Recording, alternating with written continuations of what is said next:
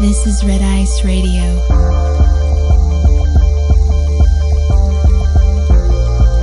From the visible to the obscure.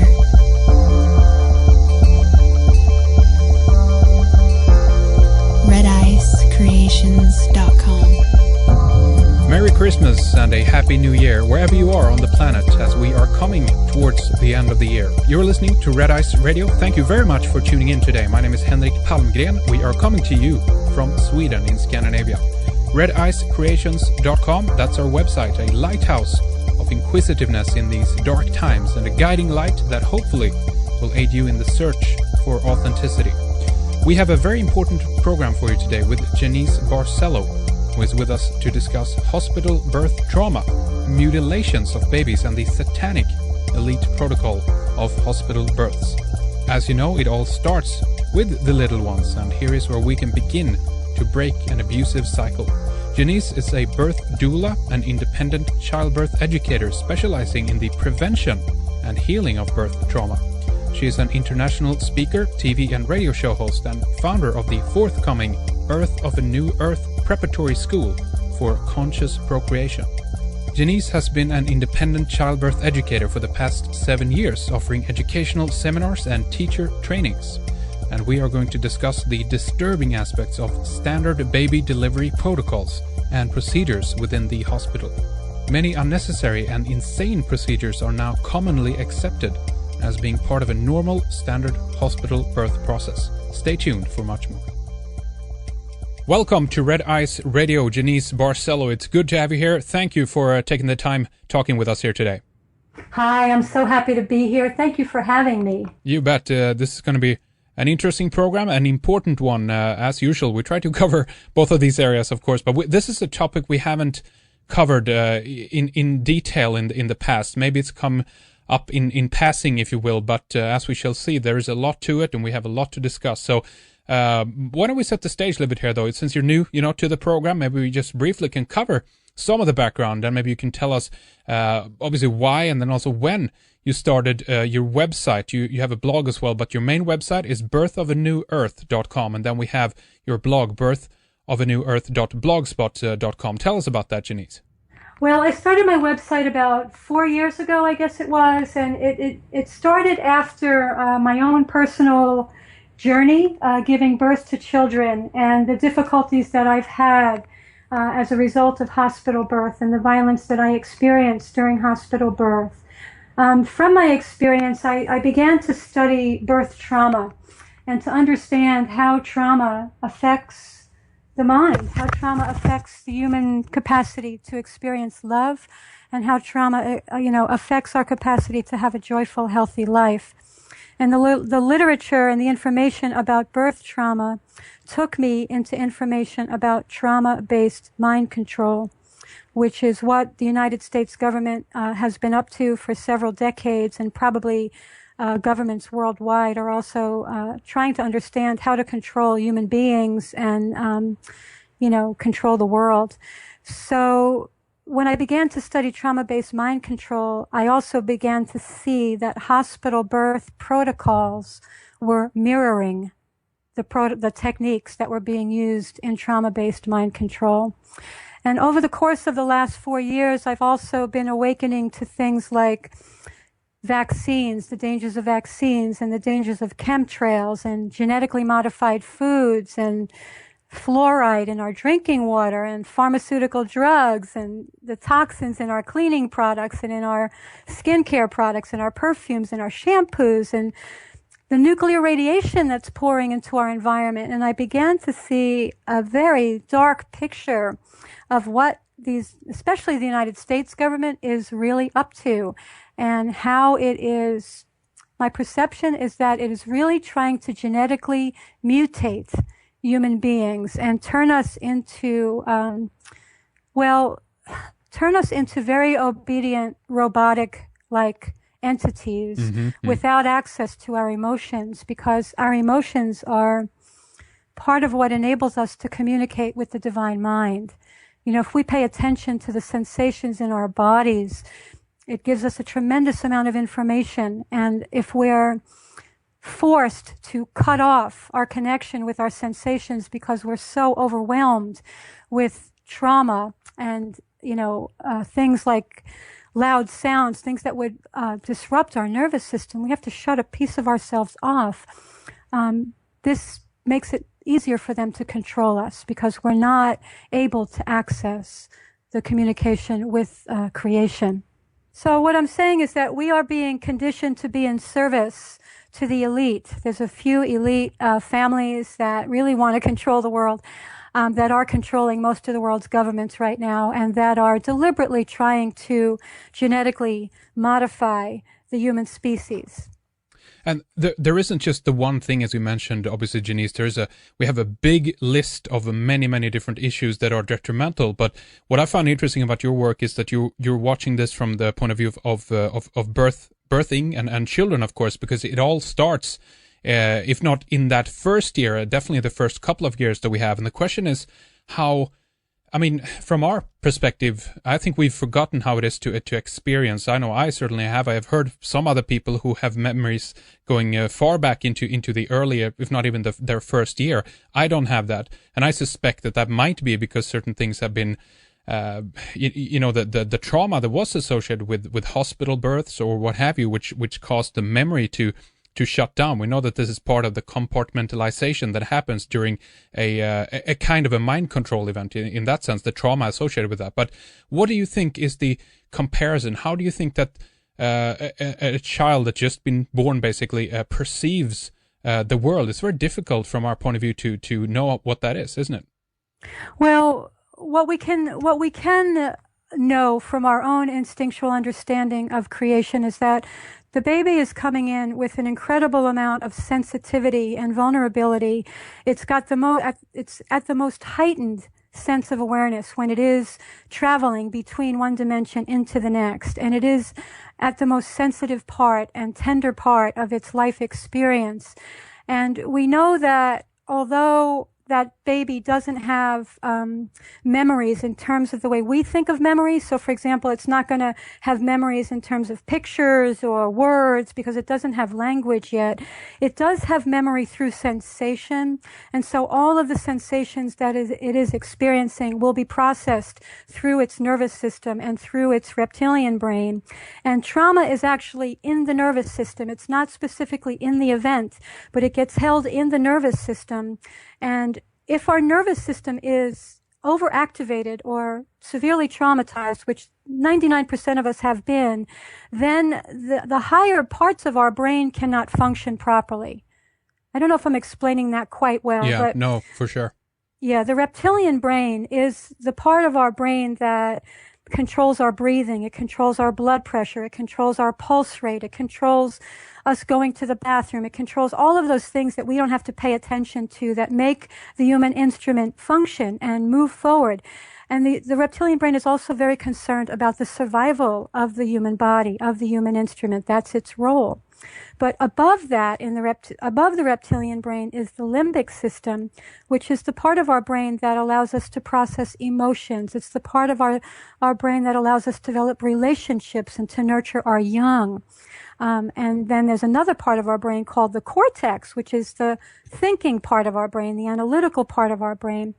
That part of our brain would, if the reptilian brain was activated saying, we're in danger, if the cortex was functioning properly, it would analyze the situation to determine if there was a real threat.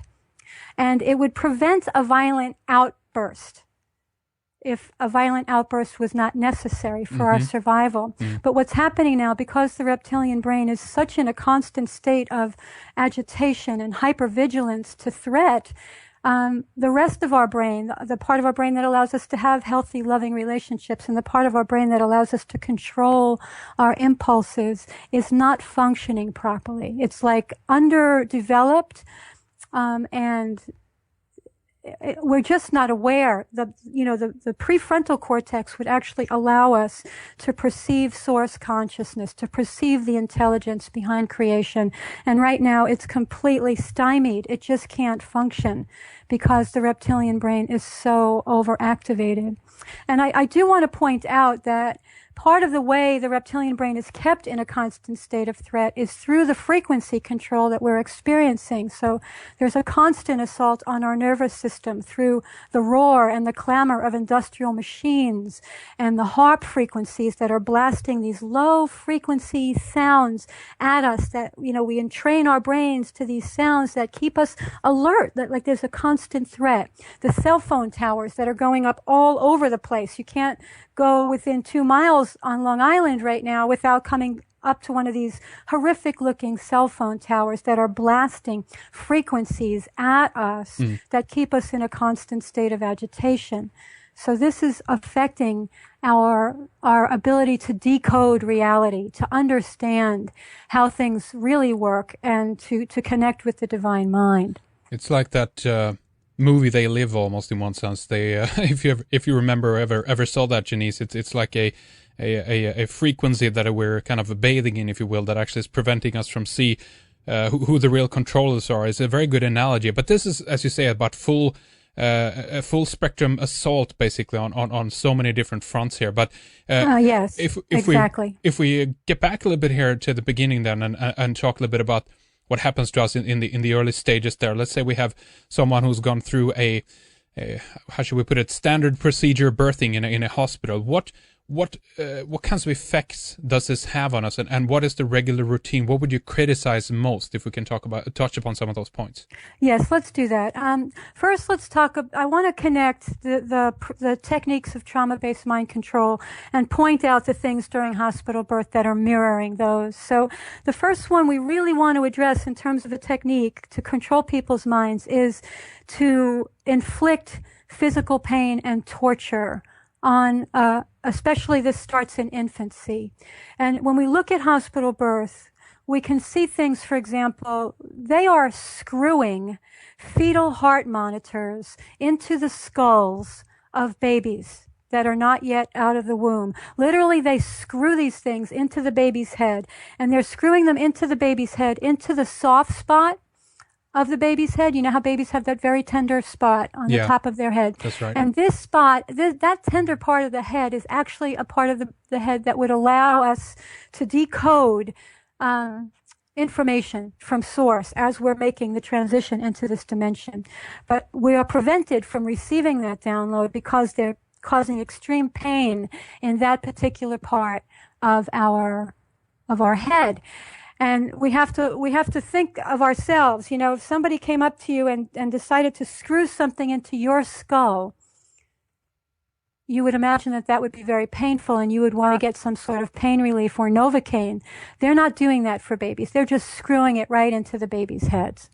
They're also doing things like amniotomy, which is the breaking of the waters. The babies are in this beautiful protective sac of water as they emerge out of the womb. And that water is intended to protect them from the intensity of contractions.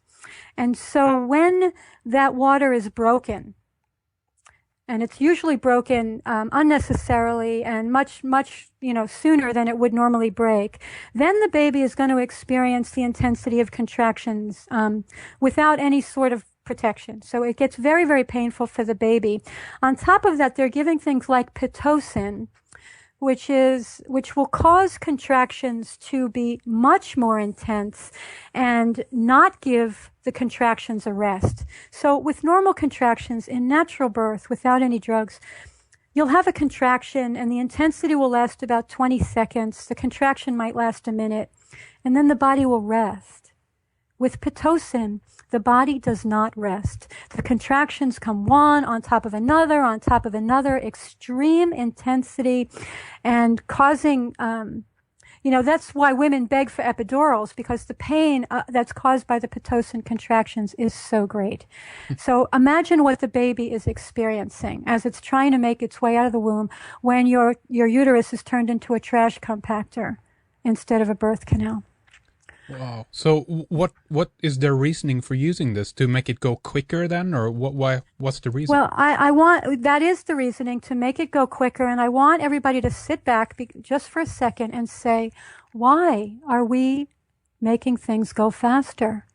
Yeah, exactly. Why are we doing that? Shouldn't this birth process be allowed to take the time that is necessary for this baby to make its journey into this dimension? We absolutely must respect that process. Unless, I mean, Pitocin can, in my opinion, it's more than that. Let me go past this. Pitocin is artificial oxytocin. Oxytocin is the hormone of love and well-being. It is the hormone that allows us to bond with our babies. It is the hormone that allows for breastfeeding. When you inject artificial oxytocin into the body of a birthing woman, you are preventing that woman from having natural oxytocin release into her system and thereby preventing bonding from happening. If the oxytocin is not flowing through that mother's body, natural oxytocin, she's going to have a hard time bonding with her baby. She's going to have a hard time breastfeeding. Her baby is going to have a hard time because it is the mother's release of the oxytocin that will activate the baby's brain to release oxytocin as well. And that baby is going to be stunted for the rest of its life if it does not have the opportunity to release that oxytocin at birth. Quite seriously, it is a window of opportunity, the moment of birth, that will never ever happen again. And if love is interfered with, and it always is, always in hospital birth, there is not a time when it is not interfered with. When love is interfered with during that moment, then love is going to be interfered with throughout life. Unless we have conscious awareness of what's happened to us and seek holistic tools to revisit those windows of opportunity that were missed to activate those parts of our brain. Yeah, go ahead. I was just going to say it's very, very deep and very, very methodical what they're doing. Human love is also our power. It is our power to feel God. It is our power to know what life is and to experience life the way it was intended to be. And they are deliberately interfering with our capacity to experience and access authentic experiences of human love. I want to, in terms of physical pain and torture, I also want to talk about what's happening in the neonatal intensive care units.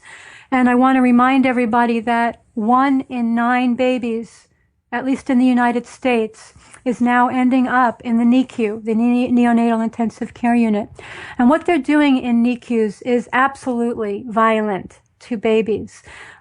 So, for example, I had a baby in a NICU unit, by the way, and I watched what they did to her.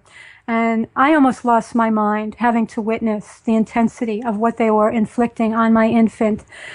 So, for example, they would daily shove tubes down her throat and through her nose, in and out, in and out, in and out. She was being repeatedly jabbed with needles several times a day in some of the most sensitive places on her body. So her toes, every single day, probably 8 times a day, were being jabbed with needles.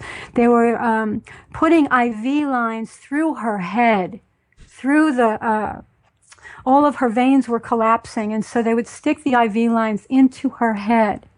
They were, what I found out later was that they did surgery on my daughter without anesthesia.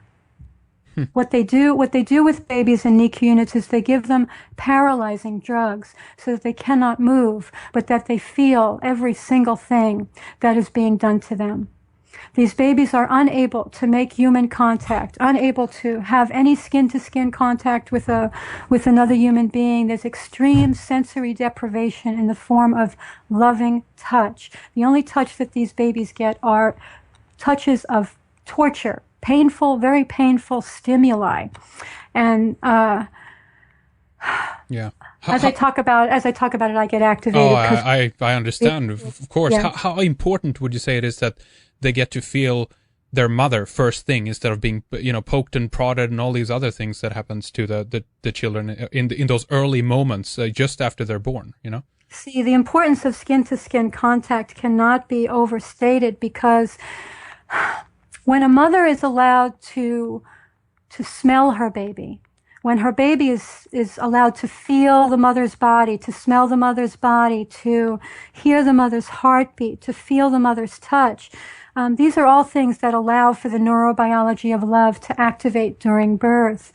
What's happening in hospitals, for example, is the baby will be born, they'll take it away, they'll whisk it away, they'll cut the umbilical cord, do all these awful things, and then bring the baby back when it's all swaddled in these toxic blankets.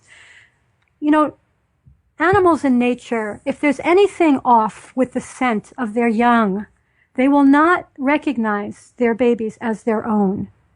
And this is what we're doing to human babies and to human mothers. We're not allowing them to smell each other. We're preventing the neurobiology of love from activating. And all of these sensory mechanisms through touch are extremely important aspects for proper brain activation and development. And infants are being denied this. So there's a disassociation right away with the mother, maybe down the line the father as well, correct? Absolutely. The other thing that they're doing, I want to talk about this, is that they're putting ointment, gunk, in babies' eyes. And so eye contact is the other means by which the activation of the neurobiology of love can happen. And fathers also should make immediate eye contact with their babies, because that allows them to be part of that unit, because all mother, father, and baby then can be bonded through the neurobiology of love just through eye contact. Now they're putting this gunk in babies' eyes, right? They called it erythromycin ointment or something to prevent babies from going blind. Bullshit. Excuse me.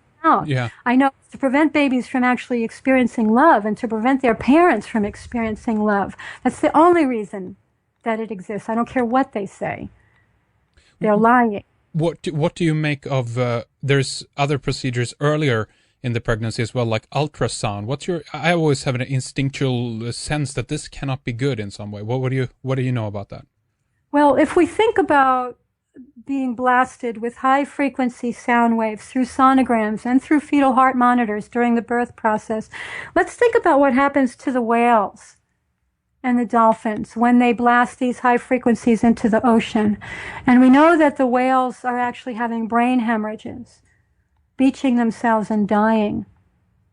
I'm not saying that it's that level of intensity being blasted at babies, but I am saying we need to be very concerned, because those frequencies are part of the mind control process, and they are specifically for the purpose of disrupting the proper development of the nervous system and the brain. You mentioned the umbilical cord quickly there earlier. What is the importance of not cutting this off too early in the process? Babies when they're born are not breathing. All right, they are receiving all of their oxygen and all of their nutrients through the blood, just as they have been doing in the womb. They haven't been breathing.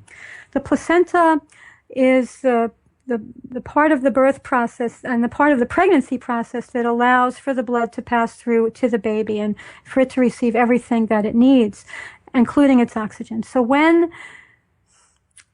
the baby comes out, that cord is still pulsing. That means that the blood is still moving through the baby to support the baby in its transition into this dimension. So for the baby to take its first breath, if that cord was left alone, it might take a few minutes for the baby to actually take its first breath. But what's happening when the cord is immediately clamped and cut is that the baby has to take a breath in terror for its life, because now it's been cut off from its oxygen supply. It's been cut off from its connection to its mother, very, very abruptly and unnecessarily and violently, in my opinion. And it's been cut off from its placenta, and we have to understand that the placenta has behaved as a guardian. In indigenous cultures, they view the placenta as like an angel, a spirit being that is there to walk with the baby as it's going through the gestation phase. And even 5 days for people that do lotus birth, where the placenta, the umbilical cord is left intact until it falls off on its own. They are noticing now that when the baby is nursing, 5 days after it's born, the placenta will also start to pulse.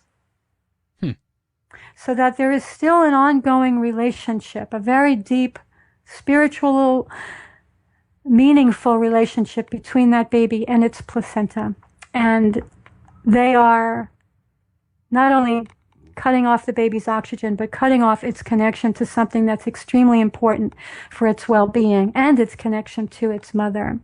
And I want people to further understand, and this is one of the most difficult topics to talk about, there are people that are engaged in rituals, and they are satanic rituals, and they are consuming human blood and body parts, and they favor the blood of infants because that is supposedly the most clean, pure, and spiritually powerful blood.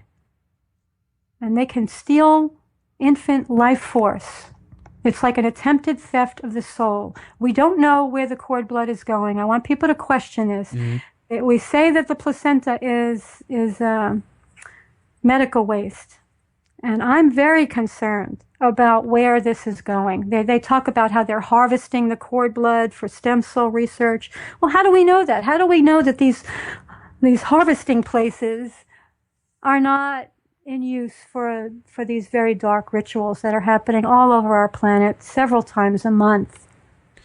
I've heard this too from nurses, that there actually is some really weird stuff going on in certain hospitals. How widespread do you think that this is? If you can make an estimate, I know it's very difficult, but worldwide, you mentioned, yeah? I can't make an estimate, but I can say that it's an epidemic because there's absolutely no medical reason to cut the umbilical cord.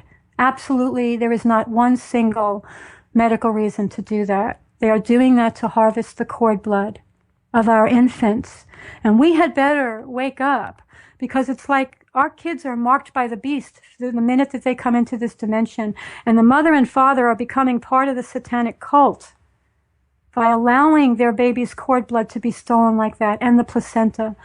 In indigenous cultures, I'm going to talk about the Balinese culture right now, because our midwife friend, Robin Lim, who just won CNN Hero of the Year, by the way, she tells a story about the Balinese culture where she serves these families, and the fathers have an extremely important role to play in terms of protecting their baby's placenta.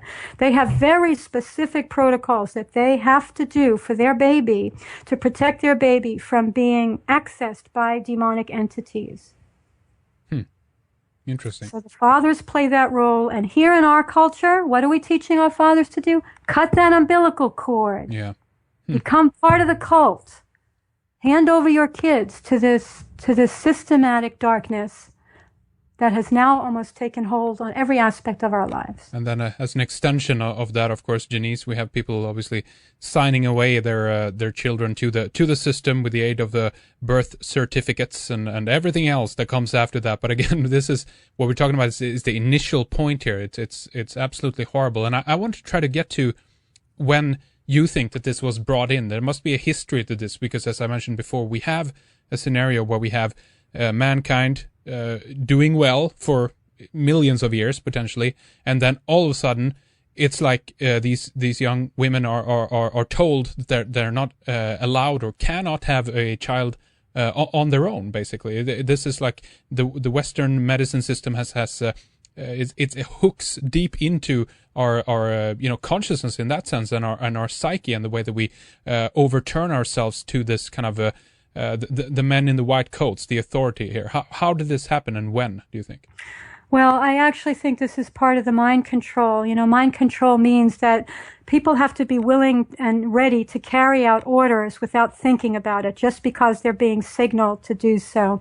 And right now, that's what parents are doing. They're marching into hospitals. They're handing over their babies for circumcision. Let's talk about that in a few minutes. Yeah. But there's several things to talk about here with respect to why we are doing this. And what I know because of my study of birth trauma is that when we are born in hospitals and when we are traumatized during the hospital birth, as women, it is much less likely that we're going to have an easy time giving birth after that, because our bodies do not have a memory that would allow us to give birth gently and naturally, you see? So what's actually happening because of the birth trauma from the first generation of hospital birth babies is that we really cannot give birth gently or easily. Our bodies have no coding for it. We didn't come in.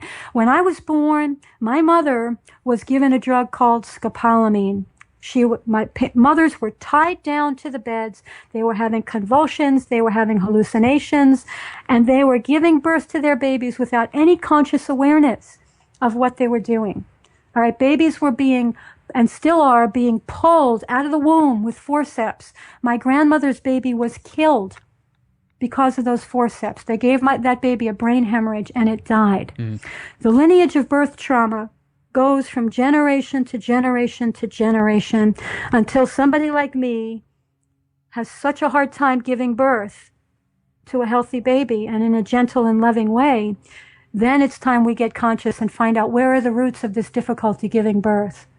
What is going on? Yeah. And that's when we decide we're going to break this chain. We're not giving birth in hospitals anymore. We got to get hip to what's going on in hospitals. That's right.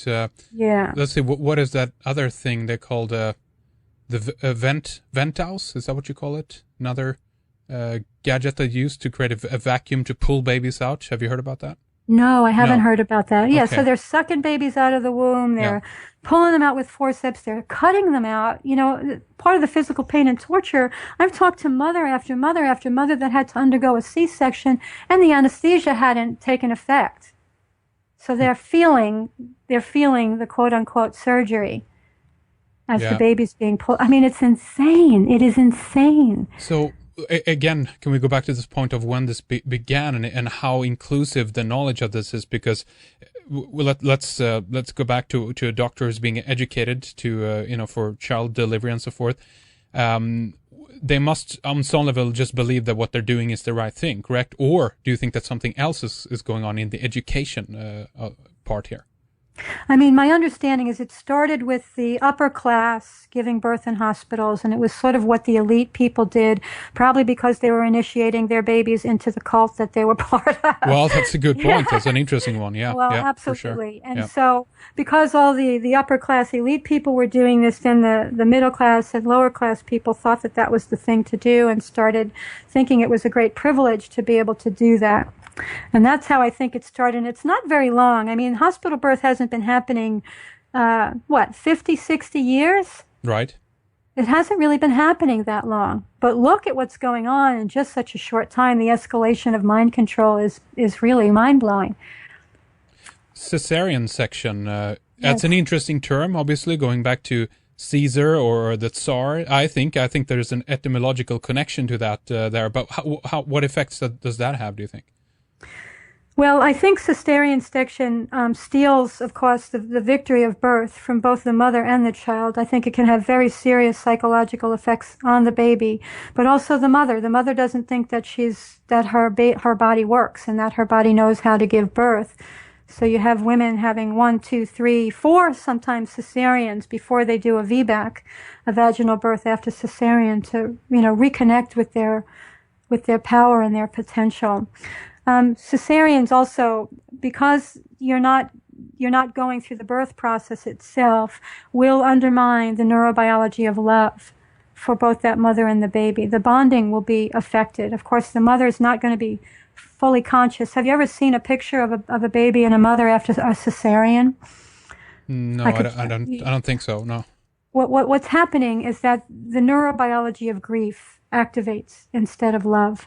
And the mothers are experiencing postpartum depression in a very big way. Some become suicidal because love has not activated. And the body responds to this event as if the baby has died, literally. And don't they give sometimes the mother a drug as well for this? To try to combat that, but actually makes it worse or something? I'm not sure. I know that pharmaceutical drugs are a fundamental part of the mind control, but I'm not sure about this drug you're talking about for postpartum depression. Yeah. I do know that postpartum depression is epidemic, and it's certainly not part of the original plan. It is a direct result of how we're giving birth to our babies. And hospital birth is a fundamental piece. Well, it certainly is. And how do you perceive that this then is affecting the population on a wider scale? What is, again, if we can just backtrack and go over some of the symptoms that it's causing in society, the way people live their lives? I mean, if everything begins in this initial few little moments, if you will, here, this is causing ripples over all over the planet, the whole society, correct? Absolutely.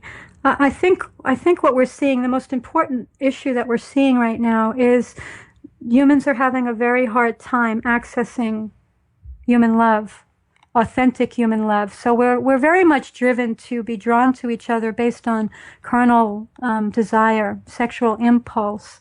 But for people to really have the neurobiology of love, and when I speak those words, I mean that there is a flood of neurochemicals when people experience love, of oxytocin and dopamine and beautiful, beautiful chemicals that allow the system to really experience expansion and well-being. And I never experienced that until I was in my 30s when I married my second husband. He and I would look in each other's eyes, and this experience would happen to me.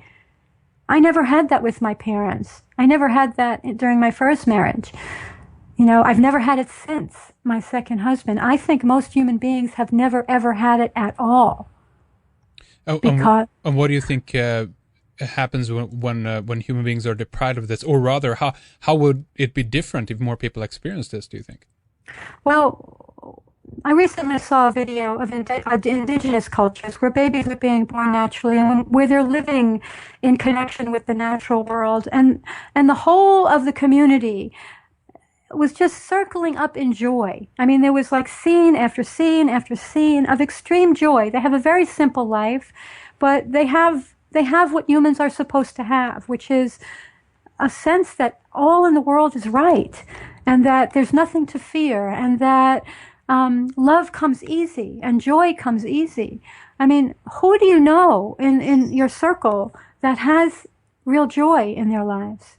Who do you know that is not feeling extreme stress and fear most of the time? It's really disconnecting us from all things natural, I think, and I think it's one of the major points in, as you say, actually controlling the human species and doing this from various points of view and with this assault basically that we're talking about. Are there any other major areas? You mentioned circumcision. Maybe we can talk about that briefly too. I think circumcision is probably one of the most important things to talk about. We know that the rituals that these entities are engaged in also involve extreme sexual abuse and violation and sexual torture. And I don't know if anybody in your listening audience has ever watched a video of a circumcision, but I think it's important for people to do this, especially if they're going to have babies and thinking about circumcising their baby if it's a boy. What they're doing is they are, I'll say, crucifying baby boys to a board. They have this board that they use called a circumspect or something like that. Ugh. And they strap the baby's legs down and they strap the baby's arms down and they do not give the baby anesthesia. They cover the baby's whole body with a sheet or something and have a little hole where his tiny little penis is. So right away the baby is sensing what they're doing and begins to wail before they've even made the cut. And then what they do is they clamp the infant's penis after they get it erect to make it easier to work with. They clamp it, and then they take their surgical knives and slice it and cut off. They make a round circular motion around the penis to cut off the foreskin. And so the babies will be making sounds because of the horror and the betrayal and the torture that they're undergoing, sounds that you've never heard from a human being. And at some point, the assault is so great that they shut down. They've gone into parasympathetic shock, which means that they go numb. If you ever see in nature, animals will play dead in order to survive. Mm-hmm. This is what's happening to an infant. The nervous system will have to stop operating. It's an overload to the extent that it can only go one way, and that's to shut off, correct? Extreme. Yeah. Yes, it has to shut down. Infants can't run and they can't fight, especially if they're strapped to a board. Okay? There's nothing this baby can do, absolutely nothing, while these people are sexually torturing that baby, except to shut down. And we see this, I think we see this quite a bit in men, actually, that as soon as a man that's been circumcised walks into a hospital to support his wife to give birth, he'll often go into parasympathetic shock, means he'll just go numb. He'll shut down, and his power is lost because he can't really be there to support and protect his partner or his baby, because his early birth trauma is activating. Right, so the memories of that for him is brought up during this procedure, and oh, wow. It's not necessary that he's going to actually have the full-blown memory, but his biology is remembering. Right. You understand what I'm saying? Yeah, the body intelligence knows that this is the same, Exactly. It knows it's the same place where they tortured me. It looks just like that, sounds just like that, smells just like that. You know, all those sensory memories are there, so fathers can go into parasympathetic shock. And it's, this is also why they sexually torturing people is because they want to create disassociation. You know, when we're tortured, what happens is that we have to have an alter personality step in. The vulnerable, deeply feeling self has to step back, and this other thing has to step in order to deal with the torture and the abuse that's being endured. And that alter personality can be programmed to do anything, such as walk into hospitals to give birth, hand their babies over for circumcision, allow their baby's placenta and umbilical cord to be taken. You know, all of these things. It's like that alter personality is much less feeling than the original human being would be. Yes. Because we are extreme sensory beings. You know, we have sensations and feelings. This is how we process information. This is how we receive information from the divine mind. And we are forced, absolutely forced, to step away from that part of ourselves to deal with the reality that we're in. Look, we're being assaulted with chemtrails every day. A huge proportion of the population right now is aware that we are being sprayed with toxic neurochemicals because people want to kill us. How are we to deal with that except to bring forth another aspect, another personality that can address it? Not the personality that deeply feels everything. It's too much. It's too much. Speaking of circumcision, I just want to mention this because I think that's another interesting aspect to that. We hear obviously that this is on top of it a good religious ritual as well, and people who criticize this, like the actor Russell Crowe actually did this a while back, and he's all of a sudden being ousted as being anti-Semitic for criticizing this, and he had to publicly apologize to get some roles in Hollywood again. How long can they hide behind just a religion, do you think, in that sense, and therefore it's a no-no to criticize this? This is a brutal procedure, yes? We have to understand that religion is fundamentally a part of the mind control. And I'm not going to apologize for what I'm about to say because we need to snap out of it. If we look at the Judeo-Christian God, the one that Christians know as the Father, not Jesus, okay? The Father, and the one that Jews know as the Father, named Yahweh, Jehovah, whatever people want to refer to him as. This is a being that absolutely requires circumcision to create a covenant with him. Mm-hmm.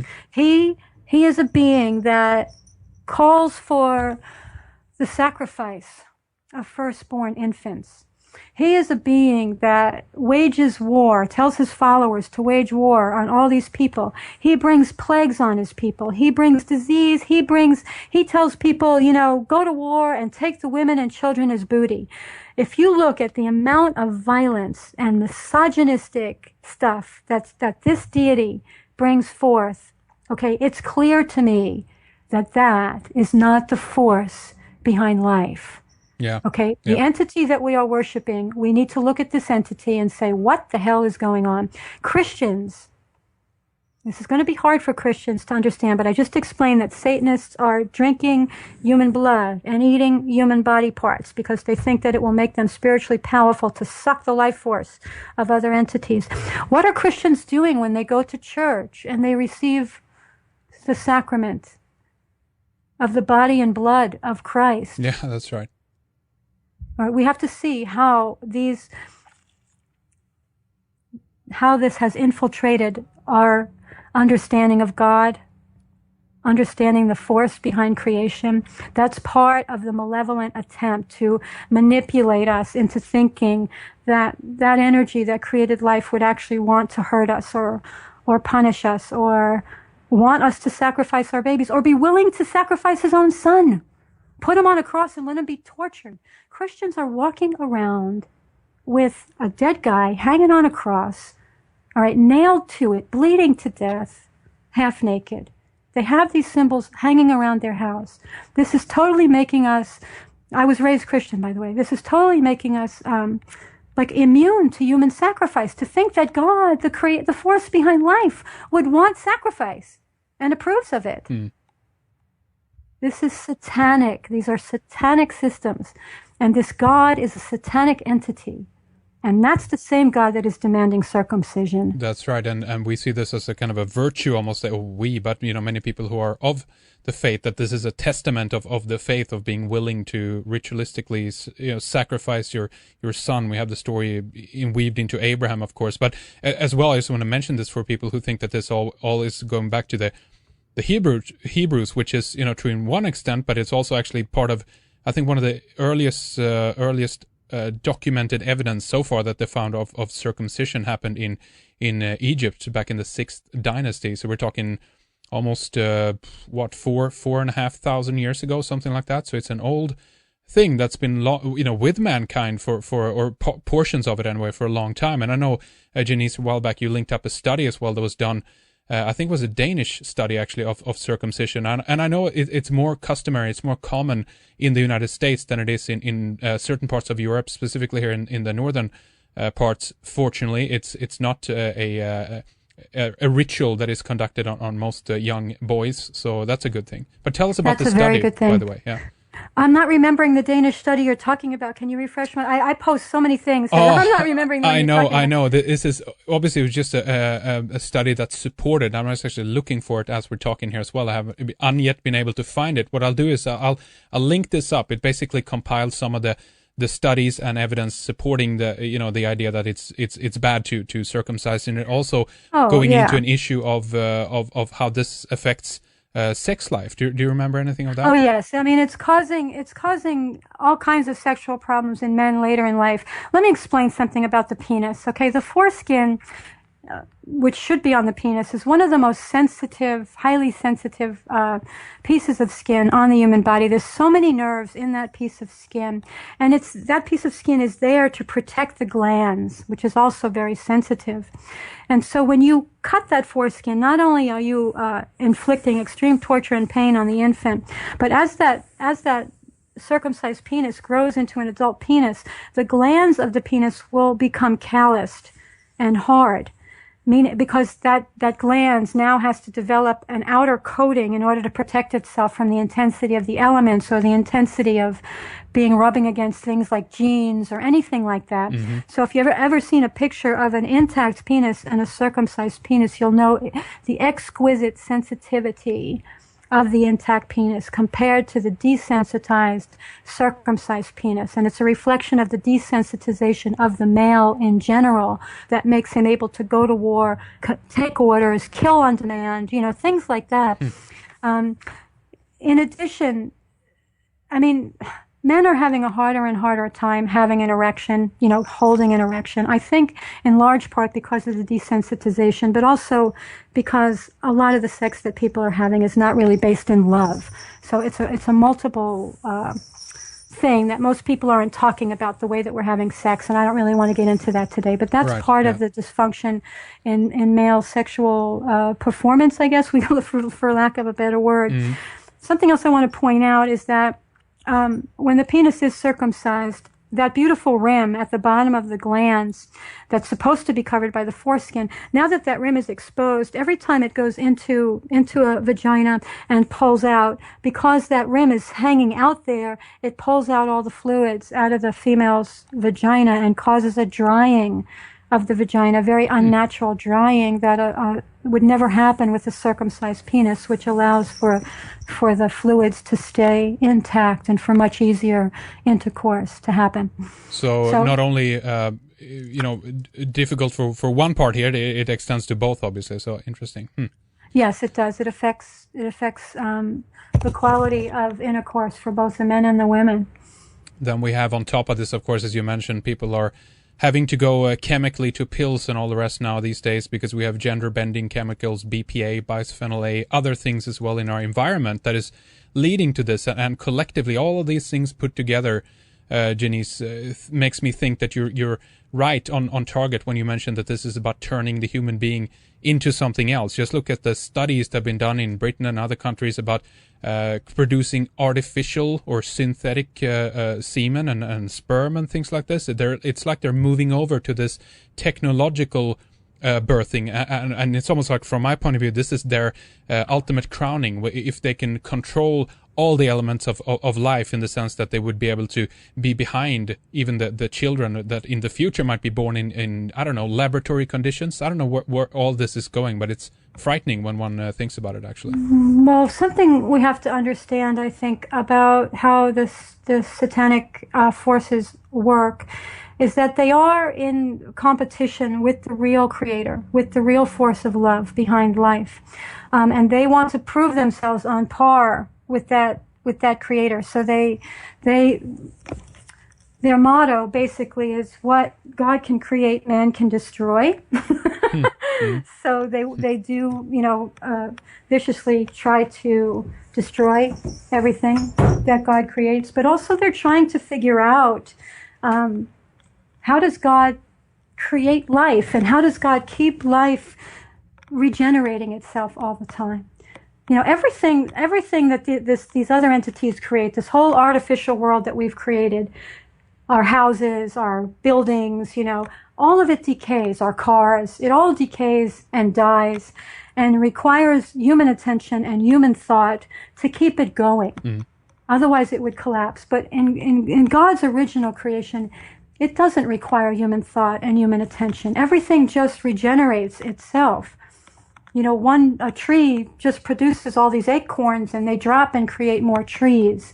Everything in life, human beings too, they regenerate themselves. Life keeps going despite the assault by these forces to try to destroy life, to prove themselves as powerful as the force behind life. Absolutely. Jeanice, I think this is a good time here to take a little break here between our segments. I definitely want to continue talking more with you because there's much more to get to and aspects you haven't yet covered. But let's talk a little bit about your websites again and relay people further there for more information, of course, because you do, as you mentioned, post a lot of stories, a lot of good articles pertaining to these subjects and many other as well that has to do with the chemical assault and how our food is being changed. As you mentioned, you go into a bit about everything from HARP to chemtrails to GMOs and all the rest. So give us your website addresses again so people know where to go. The website is birthofanewearth.com, and you'll find some good information on the website. If you're looking for in-depth articles and information about vaccines, GMOs, HARP, all the things that are happening, please go to my blog. There's much more information on my blog, which is birthofanewearth.blogspot.com. Also, my Facebook page is filled with stuff too. Absolutely. Do you have that linked up from your blog or website? Yes. Okay. Excellent. Yeah. We obviously, Jeanice, will have your links from our website as well, so people can click through easily from there and add to your favorites or whatever you do to keep an eye and keep track on all these websites that we do have out there. But this is really good information. We're going to carry on, talk more here about this in the second segment. So stay with us, Jeanice. We'll proceed after this short break. In the second hour, Jeanice talks about trauma-based mind control from birth. She tells us how hospital birth protocols mirror mind control techniques. She'll discuss the key components of these techniques, such as pain, genital mutilation, sexual violation, restraint, drugs, and also food and water deprivation. We also discuss how the first thing a baby sees actually is similar to an alien abduction. We talk about occult rituals and satanic abuse of children. Jeanice tells us how we are being mutated into obedient entities from the beginning of our lives, cut off from our divine mind. Jeanice discusses how to remember our birth trauma and how to reconnect to our original design blueprint. Lastly, we talk about conscious parenting and imprinting onto the baby's fetus. Don't miss this very important second hour with Jeanice Barcelo coming up next. To listen to this second hour or any of our previous programs in their entirety, go to our website, redicecreations.com. Log in if you're a member to stream or download. Click subscribe if you want to get access to our members area. Also, before we proceed, I want to let you know that our next guest coming on Red Ice Radio is Brooks Agnew, talking about the North Pole Inner Earth expedition in 2012. Will they get to go this time? Tune in to our next Red Ice Radio program to find out more. After that, we have William Henry, Carl Munt, James Corbett, Mac Maloney, Shannon Dory, and Troy McLaughlin coming on the program after that. Our second hour with Jeanice Barcelo is coming up after the break. Stay with us.